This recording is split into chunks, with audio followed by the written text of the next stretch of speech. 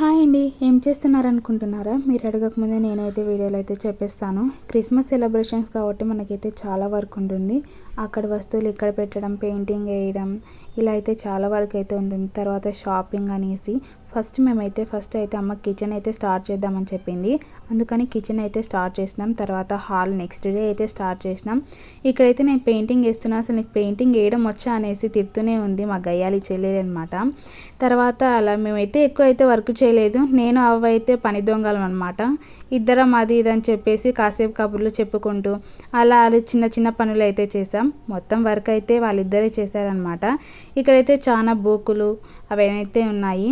అవన్నీ కడిగేసి నీట్గా పెట్టాం. తర్వాత నీకు చేత కాదు తీ అనేసి నా దగ్గర నుంచి అయితే తీసుకొని తనే అయితే పెయింటింగ్ వేస్తుంది అనమాట.